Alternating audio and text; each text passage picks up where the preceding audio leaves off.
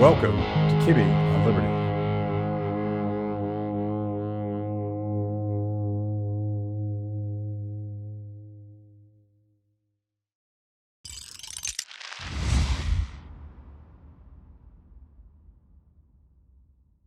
Justin, how's it going? Good.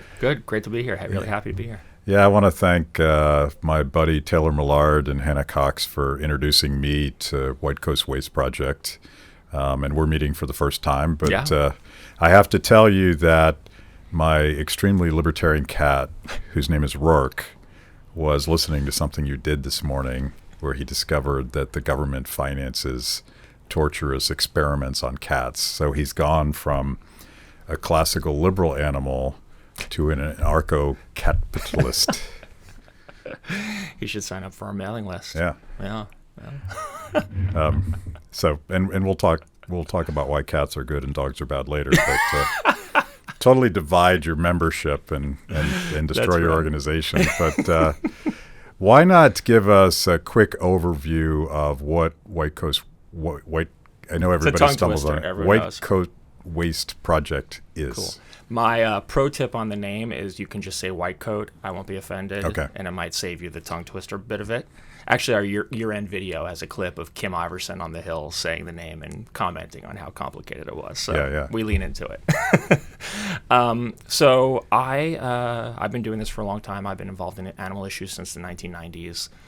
We could talk about my professional background a little more, but back in probably 2015, I was working at PETA at the time, running their animal testing campaigns, and I met a guy named Anthony Bellotti, who started coming around years before that, around kind of the periphery of the animal rights movement, trying to learn about what everyone was up to. Turns out Anthony, now a very close friend of mine and my boss, president and founder of White Coat, he had worked in an animal lab in the 90s. He thought he wanted to go to medical school, and his dad helped him get an internship at a hospital in New York City. And it turned out his internship was in an animal laboratory where they were doing cardiac experiments on pigs and other animals. And he was horrified. He just thought, I can't believe this is happening, number one. I don't want to be personally involved in it.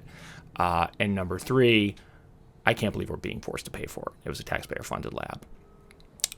He was totally turned off to science and medicine, as actually many people are, if that is their first kind of foray into science and medicine. If it involves animals, for women especially, if they're forced to dissect animals when they're young, for example, they might forego a career in science and medicine because they think it's all going to be like this and it's traumatic and they're more attuned to that stuff. So his experience wasn't unlike others who get involved in animal experimentation and say, this isn't my cup of tea. He ended up going into politics and thinking, I'm going to put together a toolkit where I can come back and fight this problem. I don't know how exactly I'm going to do that, but I'm going to go and see what the world has to offer. And he went to work in Republican politics, worked on issue campaigns like defund Planned Parenthood, hands off my health care, anti-Obamacare campaigns, and then issue campaigns for kind of some more moderate candidates like Lisa Murkowski, Arnold Schwarzenegger in California. Beefed up his resume, and then in like 2013, in earnest, started White Coat and said, I'm going to have a go at this, start an organization that uses the tools, the defund tools that the pro-life movement is using and other movements have used successfully to attack this problem, because it's ultimately a government spending problem. So he started to get White Coat off the ground, built some name ID, worked with Glenn Beck's The Blaze on the first documentary on this issue that Glenn executive produced. Congressman Tom Marino was in it, Anthony, our founder. It was kind of White Coat's coming out, as it were. It was this special on The Blaze. And then soon after that got our first injection of funding, and I was the first hire. Nice. So I'm fascinated by learning from various grassroots movements, and you guys have very successfully used media and social media and grassroots organizing tactics, and we'll get into that. But I probably didn't realize until I was really digging into some of the controversies around COVID and Wuhan and gain of function, how centralized science and scientific research has become. And I knew that the government spent a lot of money, but when you start to sort of peel away the onion, you realize that the government completely dominates scientific research, and it's either their money or it's the imprimatur of St. Fauci endorses this. and that is quite relevant to what you guys are trying to do, because so many of these animal torture stories strike me as first of all mad science, but second of all, like, well, the money was there, so we went ahead and did it. And I think there could be more discipline and accountability if there. And this is my libertarian coming out. There should be a separation of science and the government, because politics and lack of accountability corrupts everything. But it absolutely, you guys have demonstrated just the horror stories of what the government has been financing and the way they've gotten around the rules or broken the rules, all these things. So you guys were really the organization that was doing FOIAs to discover where government money was actually going.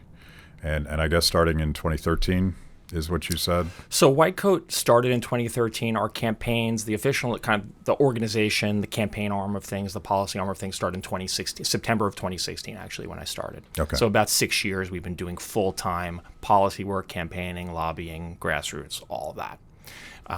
Actually, our very first investigation, which was called Spending to Death, which looked at dog experimentation happening in the government's own labs, so at agencies like NIH, FDA, VA.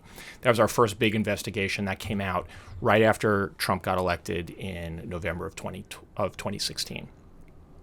And to be honest, we didn't know how the next 4 years were going to go. I mean, it was such a tumultuous time. Sure. We were really just getting started up. I remember Anthony telling me at the time, like, I don't know if I have more than 6 months of salary to pay you.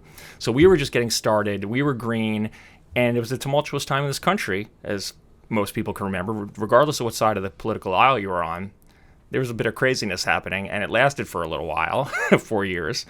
And I don't think it stopped, by the way. Yeah. I think we're still seeing it literally today as we sit here and what's going on at Capitol Hill. Yeah. So that still exists. So we didn't know what was going to happen. But it turned out there were a lot of leaders that came into the Trump administration who were particularly interested in addressing this problem, Andrew Wheeler at the EPA being one of them.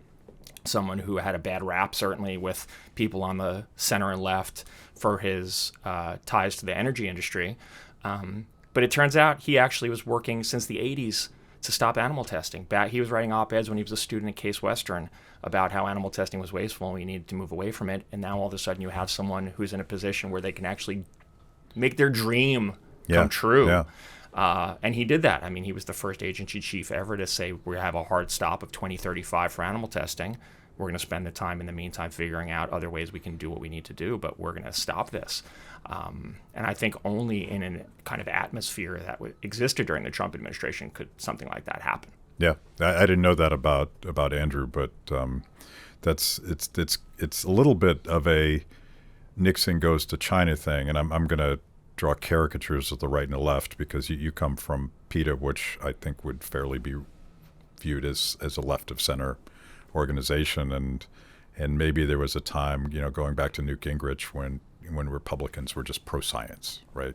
Whatever that meant. Yeah. And I think going back to the sort of supercharging of NIAID was done by Dick Cheney and Republicans wanting to develop a bioterrorism strategy. So it's interesting that we've come full circle where I guess because of COVID, and you've talked about this, like this whole thing has become politicized again, but the coalition has shifted so that now you have more Republicans skeptical of the science industrial complex, and frankly, too many people on the left who sort of take it at face value that whatever the science says, it must be the right thing to do, and both of those are caricatures of where we're at, but I look at it just from the natural tendency of power and lack of accountability to corrupt everything.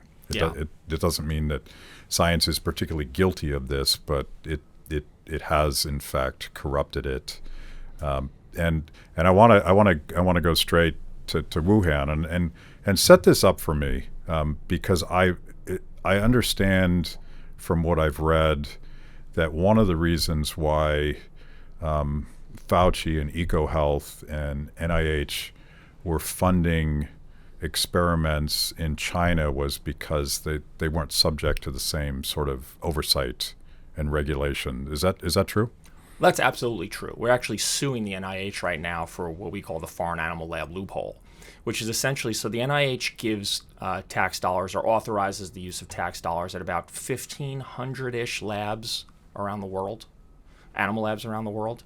Over 300 of those are in foreign countries. About 36 of them right now are in China and Russia.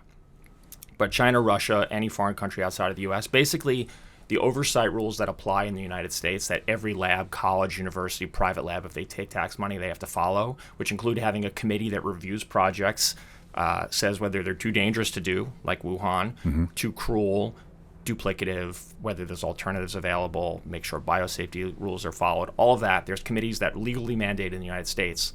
You take tax money, you have to have them, they have to review and approve projects. You don't have to do any of that outside of this country.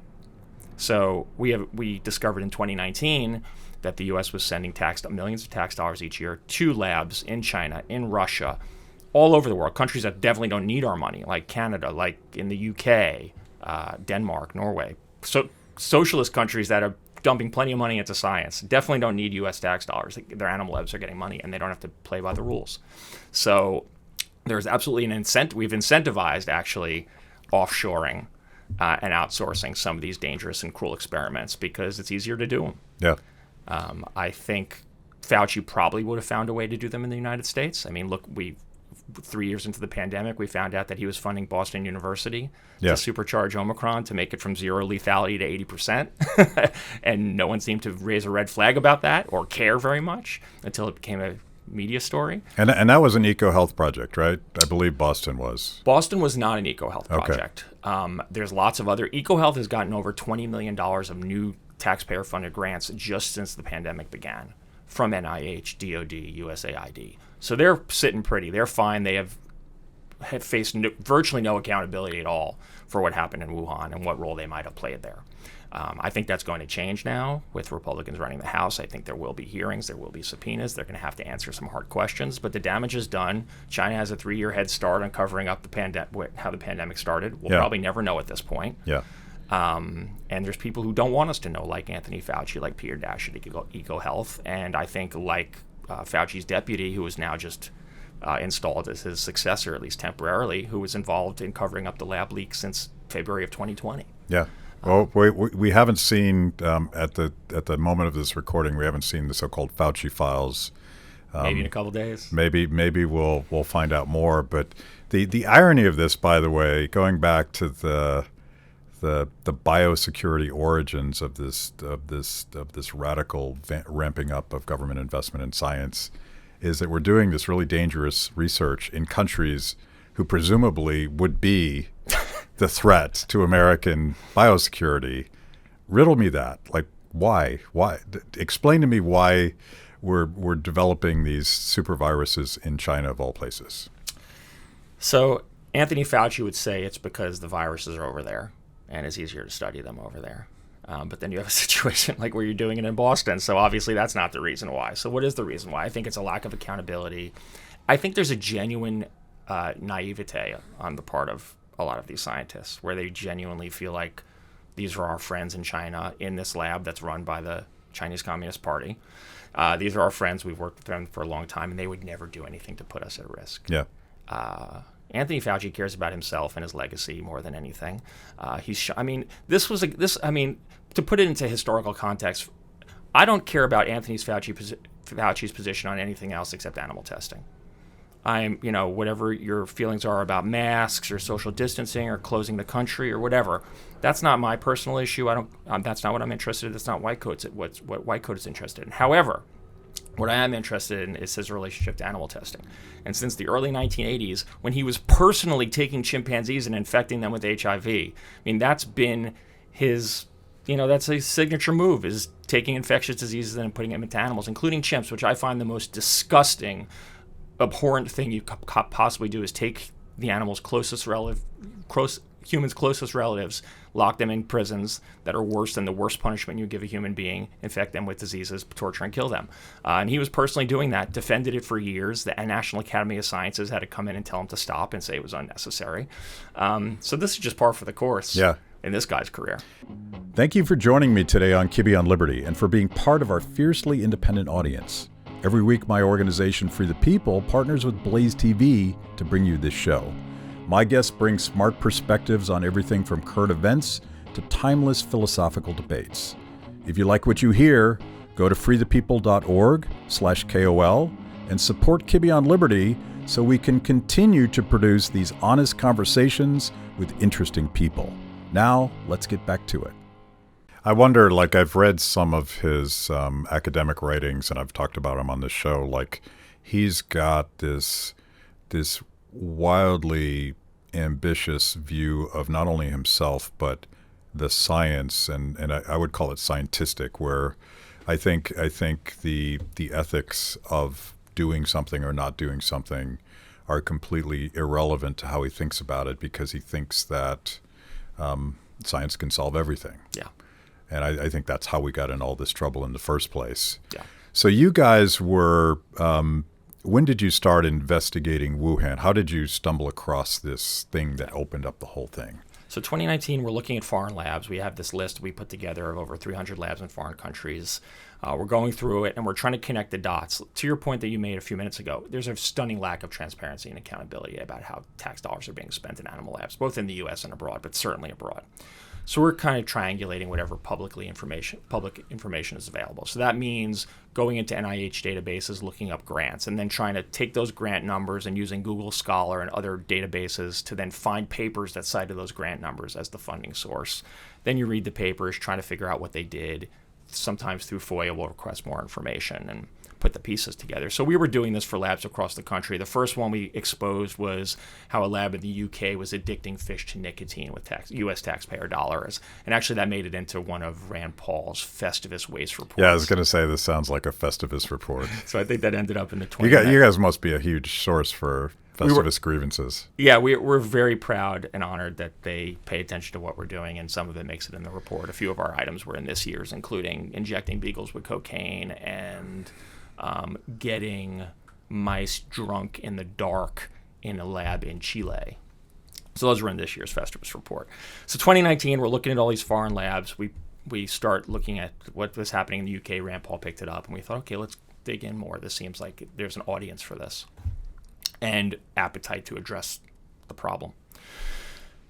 So we see this list of labs in China, and it was, at the time, it was over 30. And it's right when there were starting to be discussions about what was going on in Wuhan. It was early. I mean, this is late 2019. So I wrote to the White House and I said, listen, there's all these labs in Wuhan. There's all these labs in China, including two in Wuhan, that are getting NIH money. This probably deserves some investigation to determine what's being funded there. So we went and met with the White House in early January 2020. We went with Louise Linton, Steve Mnuchin's wife. He was the Secretary of Treasury at the time. She's a big animal person, supporter of White Coat. And the three of us went to meet with a staffer at the White House and we gave him the list of laboratories, discussions. Again, there was conversations about Wuhan happening. So we were like, this could be a problem. We think this deserves some attention. And there were other issues we talked about too with them. We were working on dog testing issues at the VA. We talked about that with them. Human fetal tissue experiments using animals. Most fetal tissue research is using animals, 90% of it. So we talked about that. A few of our other issues, but Wuhan was the topic of discussion. And we leave and follow up, and nothing really ever came of it. And we gave it a few months. And then I started to try to pitch members of Congress and media. For months, I'm like, we're sending money to this lab in Wuhan. They're doing coronavirus experiments. Like, this needs to be investigated. And it was like crickets. And then finally, in April of 2020, I talked to a reporter at the Daily Mail. And they had been looking at the issue. And we showed them the papers that we were funding experiments that involved going into the lab, the bat caves in southern China, collecting wild bats, swabbing them, taking these wild coronaviruses, taking them thousands of miles back to the lab in Wuhan, in a city where there aren't really wild bats, people don't come in contact with bats, supercharging those viruses, and voila, a pandemic caused by a bat coronavirus that was engineered in a laboratory breaks out. Daily Mail runs with it. It goes viral immediately. Matt Gaetz was on Tucker a few days later. Matt Gaetz gets off Tucker. I get a call from his office saying President Trump just saw Matt on Tucker. He wants to know what he can do to cut this grant off. And a couple days later, they were having their daily coronavirus briefings at the time. Trump goes on TV. This is tremendous waste. We're cutting this grant off. And that's what set the fire for the Wuhan lab leak media storm that has never stopped. Is we were getting torn apart by the center-left media saying we're conspiracy theorists. People in the center-right are finally waking up to it and saying, yes, this does sound credible and we need to investigate. And all of a sudden, we had dozens and dozens of members of Congress coming and saying, what do we need to do? Trump cut the grant off, and now we've spent the last 3 years trying to get an investigation into what actually happened there and make sure no more money goes there ever again.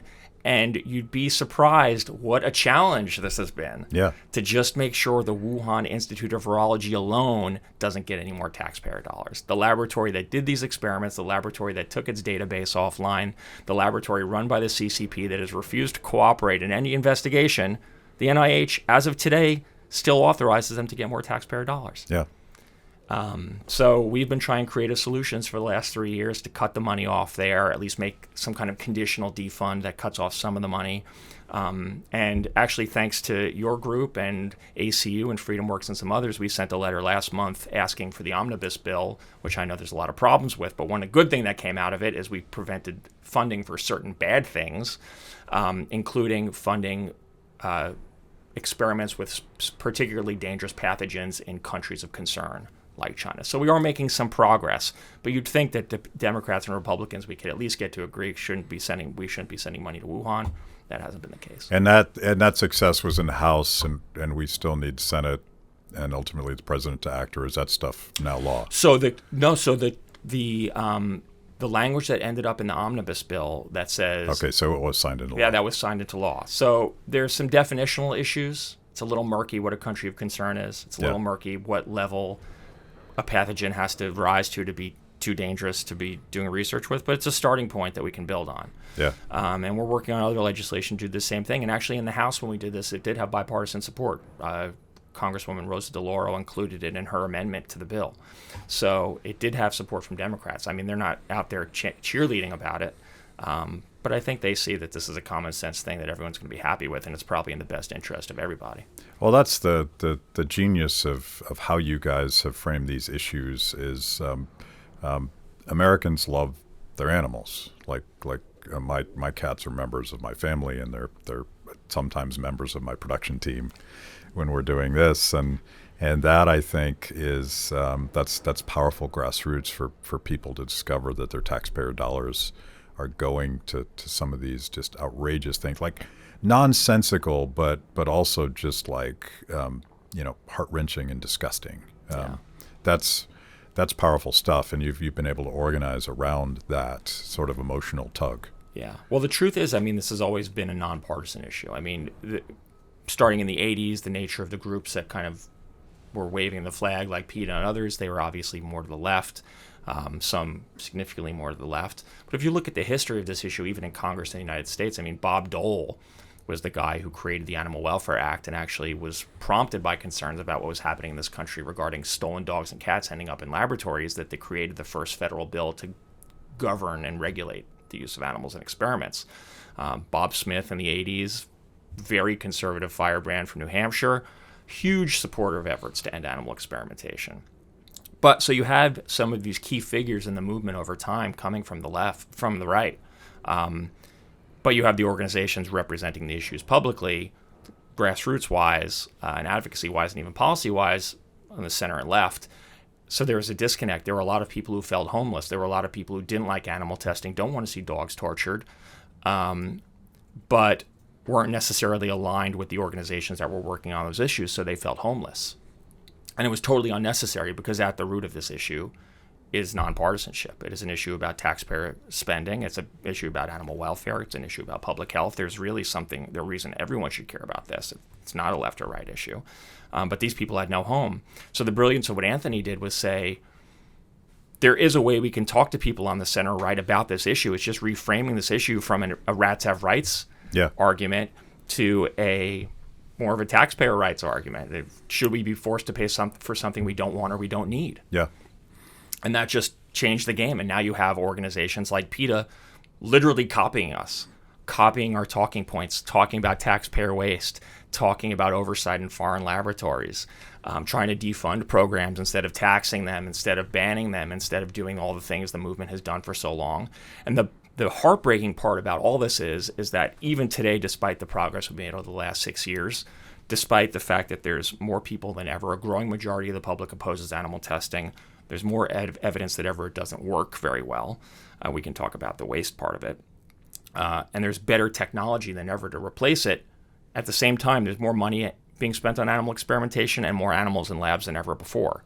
So there's a disconnect. So when we look at the last 40 years of what the kind of mainstream movement has been doing, we've changed a lot of hearts and minds, but it's been a failure in terms of actually addressing the problem. Yeah, I wonder if the story you just told about Fauci, which I had never heard, going back to the AIDS crisis, I wonder if his biases, I mean, I don't want to just blame Fauci because I think it's the system, and it's the system is corrupt and it's not just one guy, but I wonder if his biases influenced a surge in government financing of animal torture and testing. I think certainly he became a leader in the organization, especially over the last 3 years, where people are looking to him, and he's never met an animal test he didn't like. And his division of the NIH was issuing statements doubling down on animal testing during the COVID crisis because people were questioning. I mean, there were pharmaceutical companies. Moderna in early 2020 said, I don't think we need to put the vaccines into animals to show they work in people. Like, we can go right into human trials. Why waste a year doing animal tests that aren't going to give us any useful information? So Moderna was saying that in early 2020. Other people were saying that. And you had someone like Fauci, who's running the show, saying, no, we need to do this in animals. So even this is the problem. One of the problems we've been trying to address is that the private sector has been working to make progress. If you're a pharmaceutical company, you don't really care how you get the product to market as long as it's fast and as cheap as possible. So they're not married to animal testing. The government forces them to do it. And animal testing is a PR nightmare, so they might be inclined to avoid it. Shareholder resolutions are always dealing with. Yeah. Bad press. It's very slow. It's very inefficient. It's very inaccurate. The NIH, while it spends 47% of its the budget now, it's probably spending over $20 billion on animal testing every year. Half of its budget goes to animal testing. So on one hand, it's doing that, and then admitting on its website that 9 out of 10 drugs that pass animal tests fail in people because they don't work or are dangerous. And constantly lamenting how crappy animal tests are, but keep dumping money into it. So where's the disconnect? It's a spending problem, is that there's no one keeping track of what's happening with this money, if we're getting anything out of it. And the college and universities that get most of it, they're taking 25 to 30% right off the top for what are called indirect costs, administrative fees. Yeah. So it's a huge slush fund. Yeah. So the college and universities are constantly lobbying against any reforms to animal testing because they want to keep the spigot on. Yeah. So there's really no incentive to innovate or to solve the problem, because the second you solve the problem, your money goes away. It's interesting. It gets to the question of centralization, and we've been picking on the bureaucracies and bureaucratic incentives, and all of this extra money that's sloshing around the system. So nobody wants to fix it because everybody's at the tap. But Congress has been, and this gets into some constitutional issues. Congress has ceded their responsibility, their oversight responsibilities, and they've more and more on everything. They've written legislation that is so broad that it gives the alphabet agencies kind of a blank check to do whatever they want with it. So part of it is, and this is where you've had success, is getting members of Congress to say, we're doing what? They're doing what? Well, and realizing that they're probably responsible too, particularly if they sit on oversight committees.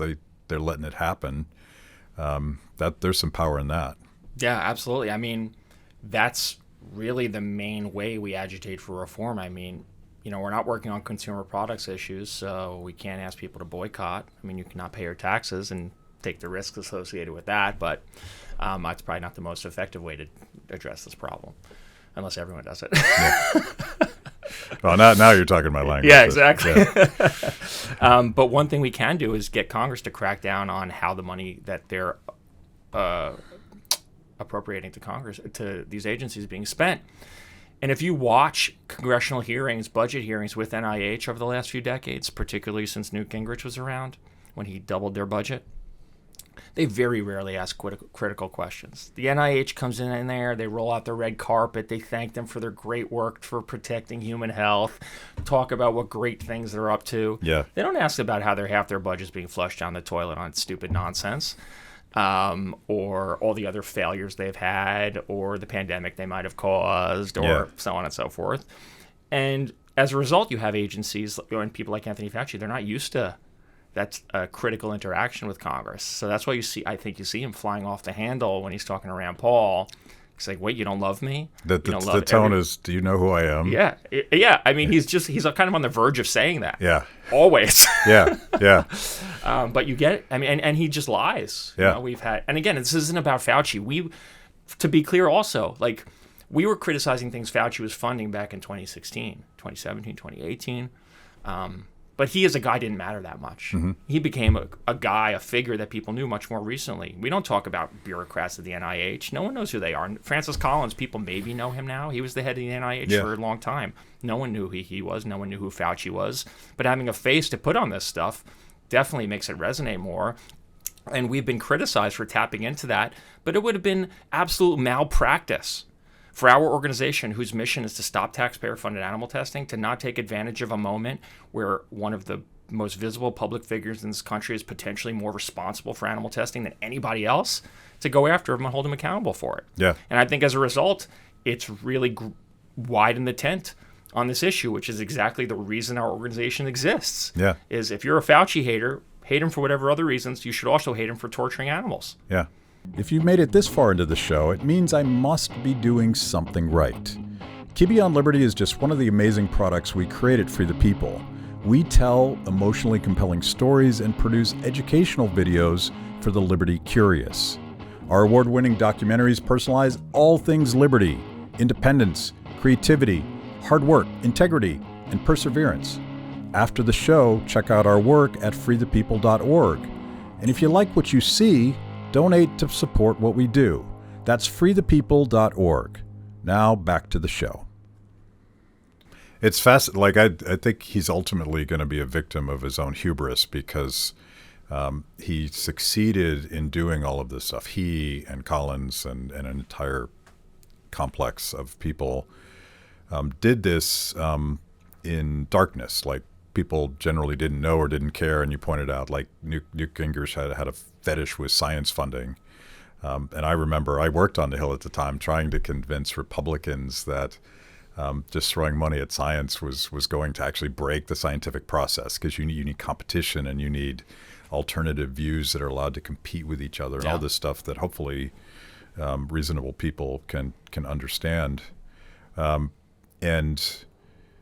But the hubris was he wanted to be a rock star. Like there I don't know if it's still there, but there was a whole page on NIH's website of Fauci's media hits and all of his awards. And he gets lots of awards, by the way, from people who are recipients of his largesse.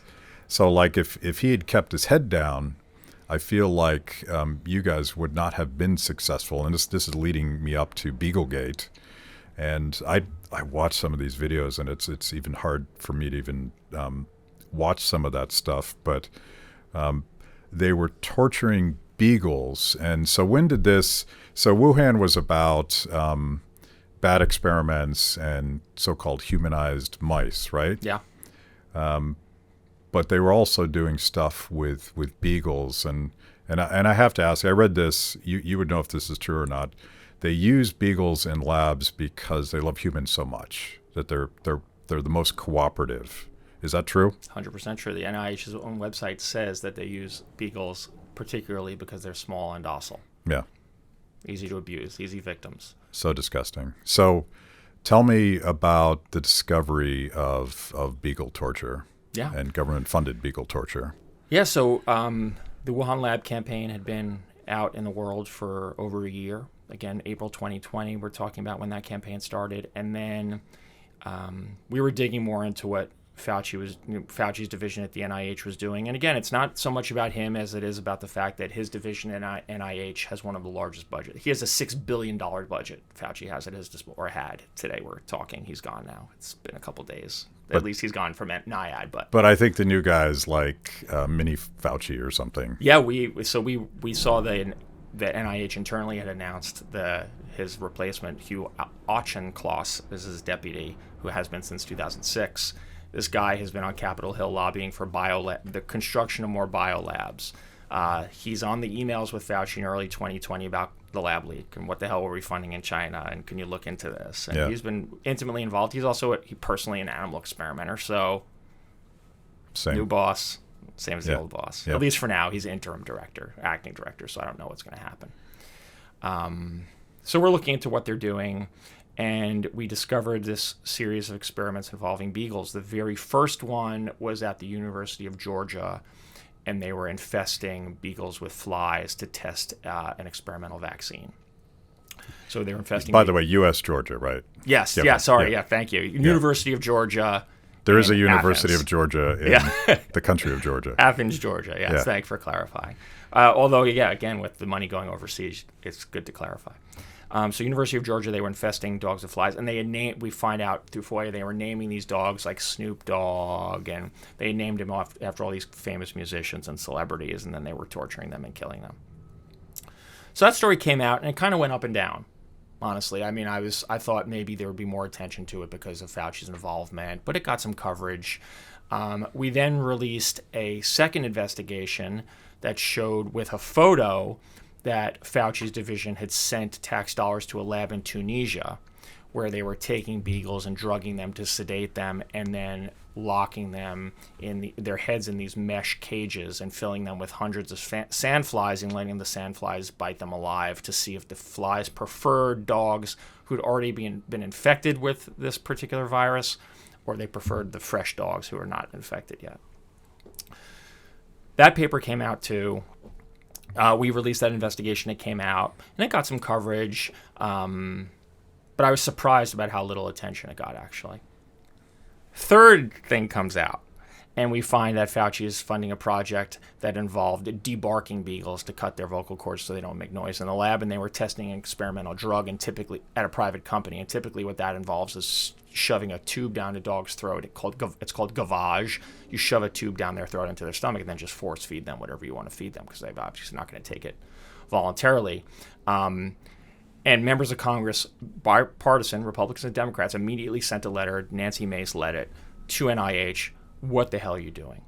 What is this with this debarking and force feeding these dogs these drugs? The FDA said it doesn't require dog testing. You're funding dog tests. You're devocalizing these dogs. It's totally unnecessary.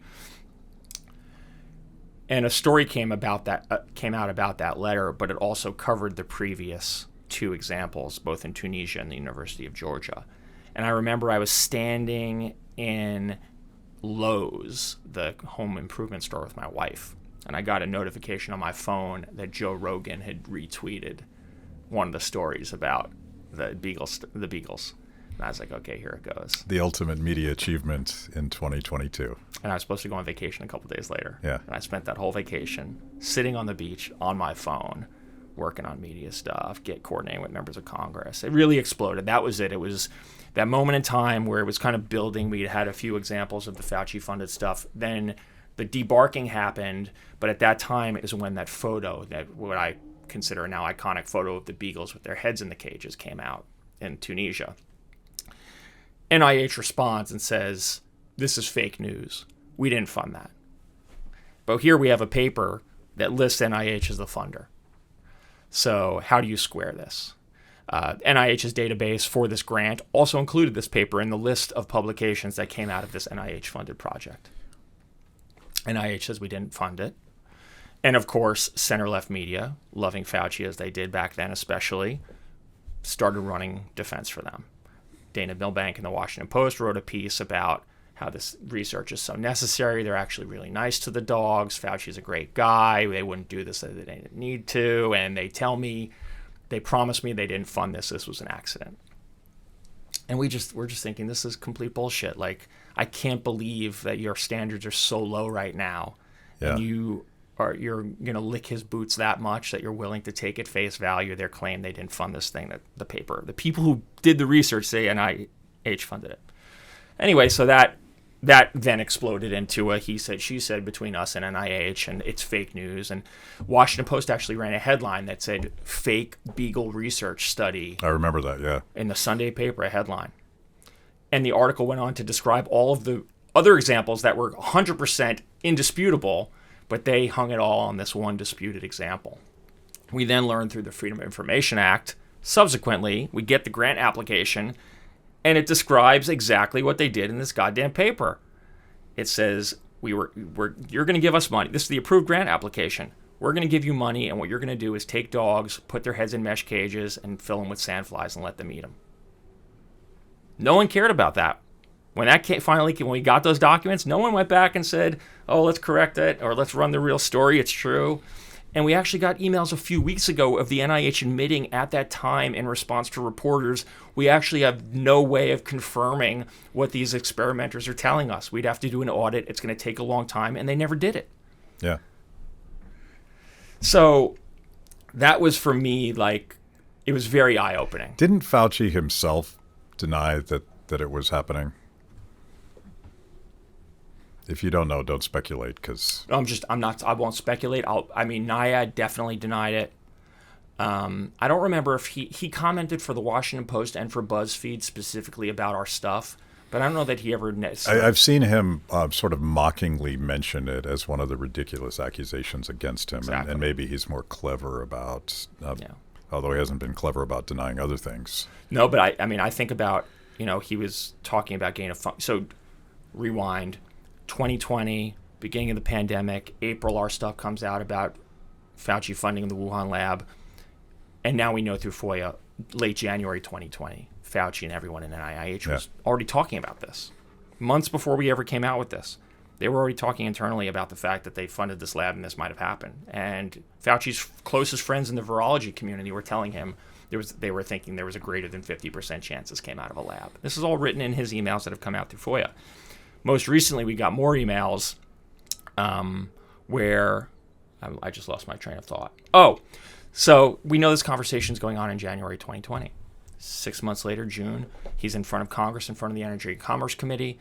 Why did Donald Trump cut the grant to the Wuhan lab? Pretty, uncontroversial question, I would think. You can answer it. You can slam Donald Trump. You could say whatever you want. He says, I have no idea why the grant was cut. It's an absolute lie. He was worried about it being a lab leak. Yeah. In his emails 6 months earlier, the whole time they'd been talking about whether this actually happened, yet he, under oath, says, I have no idea why the grant was cut. Fast forward another year to Rand Paul, asking him, did you fund, this is about him being a little sneaky. Did you ever fund gain-of-function research in China? And he says he said something to the effect of, we never intentionally funded gain-of-function research in China, or something that there was a little bit of a cushion for him to be able to say we funded a certain type of research that we didn't intend to turn into gain-of-function, but it did, which is what happened. So yeah, he's willing to bend the truth a little bit. The shell game where we don't really have any control over what these overseas labs are doing. And this gets to current law in the U.S. There's a reason why they outsource these more horrific stories of animal torture to places like Tunisia. I assume that there are no laws against animal torture in Tunisia. What are the limits here versus there generally? Why are they doing this? Not here. Yeah. So in Tunisia, you're right. In that country in particular, there's no laws protecting animals in laboratories or regulating their use. In China, there aren't really either. There's some regulations, but they don't really have laws governing what happens in laboratories. There aren't that many laws protecting people in China. Yeah. So no surprise. And then it really differs from country to country. The EU's laws are better than the U.S. So in that regard, you probably couldn't get away with some of the nastier stuff going over there and doing it. In the U.S., the bar is also pretty low. Let's be clear about that. You can do anything to an animal in the U.S. basically as long as you fill out the right paperwork. And a committee of animal experimenters approves your animal experiment. And research shows that about 99% of all animal experiments that are proposed get approved eventually, whether they have to tweak a couple of things or not. But these committees are made up these bodies that oversee animal experimentation, 90% of the members are animal experimenters. They have one member of the public usually, but they vote by majority. So even if this member of the public is like, this is horrible, we shouldn't be doing this, they always lose. Yeah. And they're also intimidated by the fact that there's these scientists and they're a lay person and they probably don't know as well as these people. And so the bar is pretty low here as well. And there's plenty of nasty stuff happening here too. I mean, what happens in these, Wuhan was terrible. Tunisia was terrible. You're a cat guy. We exposed that as recently as a year ago. The NIH was sending money to a lab in Russia. Rourke is not here, so let's tell people about the Russian cats. Cat torture. So the NIH has sent $770,000 in the last couple of years to the Pavlov Institute of Physiology in St. Petersburg, Russia, which is run by the Russian Academy of Sciences, which is a part of the Kremlin. And what they're doing is giving these cats spinal cord injuries and then forcing them to walk on treadmills to study their movements. And we refunded this as recently as November 2021, and it has been an incredible challenge to get the United States to agree they probably shouldn't send any more money to Russian labs, despite what's happening in the Ukraine. So we exposed this. Congresswoman Lisa McClain introduced a bill called the AFAR Act, Accountability in Foreign Animal Research Act, as a result of the campaign, that would prevent funding for animal laboratories in countries that are deemed foreign adversaries. In terms of the active list of countries that would be affected by that, Russia and China, North Korea, Iran, there's some others on that list, obviously. But NIH is not sending money to those countries. They're sending it to Russia and China.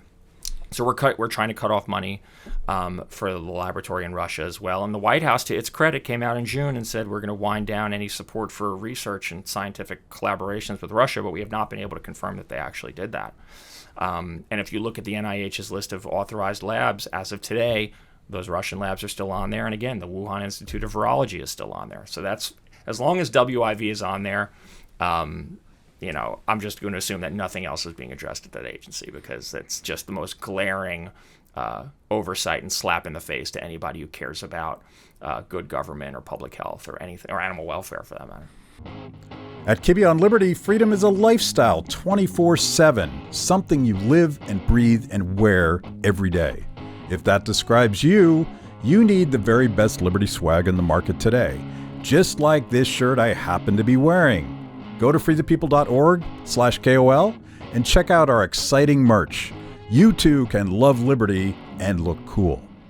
So this may get beyond your mission, because your mission is we want to defund government funding of animal research. And that's you say that's about $20 billion. Yeah, 2/3 of all animal testing in the United States is funded by the federal government. Yeah. So the government, to some of the points you made earlier, they're the market maker. Yeah. Because I wonder, and this entire conversation has been about a lack of accountability, and so we don't even know if we are still funding the Russian government to cripple cats. Yeah. And there's no transparency, there's no accountability, and my own sense, it's my libertarian bias on most things, is that it's the collusion of business and government that creates these horrific outcomes that are so hard for us to even know about, and I'd rather have an open and transparent process. There may be, I don't know, and you probably have a different view than me, but there may be legitimate reasons to experiment with animals for the sake of scientific advancement in human health. I don't know enough to say that that's not true, but I would love to have a transparent, open, and competitive process where people scientists that would challenge my assertion would be free to do that without risking getting the research grants cut off. So do you guys have an opinion about whether or not the government should be involved in these broader projects, because they're the market driver? I mean, organizationally, our opinion is the government shouldn't be funding any animal experimentation at all. And again, just from the waste perspective, if you look at it that way, and the poor return on investment, I mean, there's people winning awards from NIH. Michael Bracken, an epidemiologist at Yale, actually won an award from the NIH for his research about how most research is wasteful. His estimate is 87.5% of all biomedical research is wasted because it's poorly designed or completely irrelevant. And he singled out animal experimentation as a particularly wasteful type of scientific research because it's so often, most often, fails to translate to human beings just because of fundamental biological differences. Just like a drug that might work in me might not work in you. Now take that to a species level for animals who we, diverged from 100 million years ago. You're not going to put a drug into them that's going to act anything like it is going to happen in a human being. So, from a waste perspective and return on investment for taxpayers, it's a bad investment. So you would probably also argue from a human health perspective, it's a bad investment because that money is diverted to other forms of research that are going to get a better result. Yeah, it's absolutely hamstringing scientific progress. And you have people out there, there's lots of scientists out there saying it. The problem is that they're still in the minority, and a lot of it is just cultural. A lot of it is if you come out and say something like that, your papers might not get published. You might not be welcome at conferences anymore. The NIH might not give you any more money. Yeah. I know people that's happened to. They've gotten completely ostracized and had to find new careers because they dared speak out about this $20 billion industry that's wasting money and torturing animals and hurting public health. Unfortunately, they're in such a minority that's it's the same. It's exactly the same dynamic as scientists that question the COVID narrative.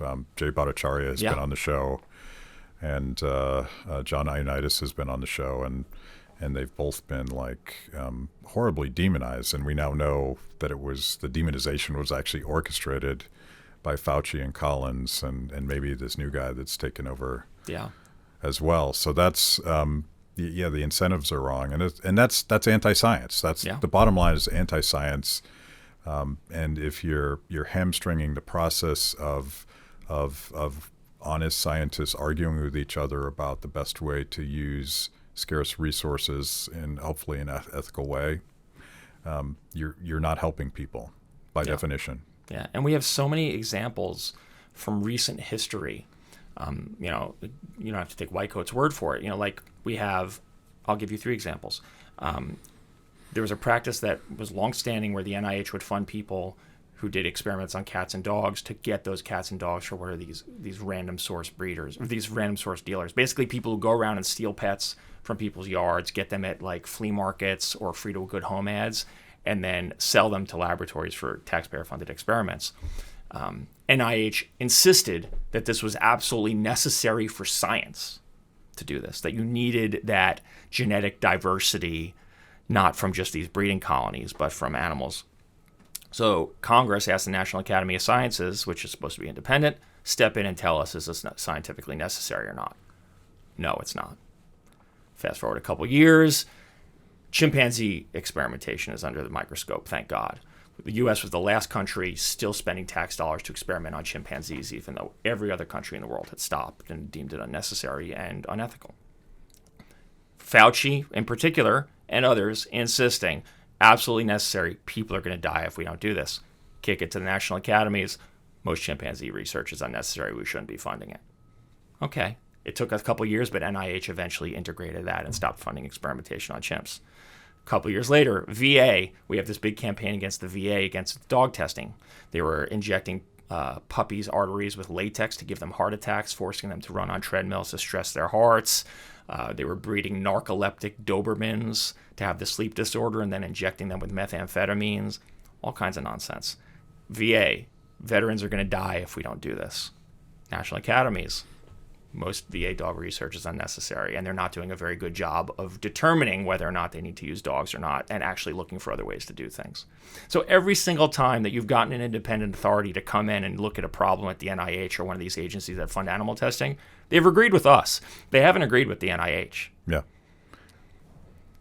Talk about how you guys run your campaigns and how people watching this could get involved. Yeah. So we use a model called, we call it FED, since we work on federal policy, find, expose, defund. So we have a staff of over 20 people. I have a policy and research staff, and we're just scouring databases using FOIA, lawsuits when we need to on FOIA, working with members of Congress using the Congressional Research Service and other government entities that are able to get information quickly for us. And we're trying to find where there's waste and abuse happening in the government and where the low-hanging fruit is, where we actually think we can make an impact and parlay that into more progress. So in 2016, when we launched our campaigns with that report called Spending to Death, we were looking at dog testing inside federal agencies. And we picked on the VA. We picked the VA in particular. Number one, because the VA had been notorious and still is for not being able to manage its house very well. Homeless veterans, sick and dying veterans in its hospitals. At the time, this was a big issue. Back in 2016, 2017, Congress was investigating waste and abuse at the VA, and this was totally consistent with everything else that was going on there. Just a stunning lack of oversight and accountability at the VA, and people dying and animals dying. VA was also doing the most painful experimentation happening in the government on dogs, these column E experiments, maximum pain. That means they inflict pain, but they don't treat it intentionally. So we picked on the VA because it was the most painful, and it seemed like there was enough animus already directed at the VA that we could tap into that and get this thing over the finish line. And we were absolutely right. Fast forward into this past year, we announced that the VA had ended its last dog tests. So sometimes the moment trumps the message in a case like that, right?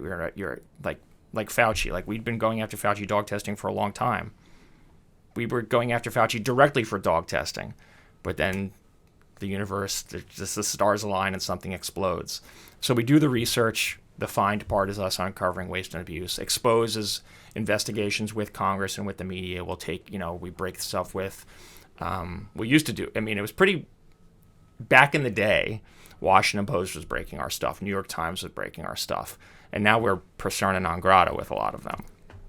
They won't touch your shadow banned, yeah. Yeah, they won't touch our stuff with a 10-foot pole. They only run hit pieces about us now because we dare take on Fauci. So we break the stuff in the media, and then we work with members of Congress to find policy solutions. So I'm one of our lobbyists, and we're on Capitol Hill working on the appropriations bills to make sure money isn't funding certain things. So in this year's appropriations bill, we cut funding for those dangerous virus experiments in countries of concern.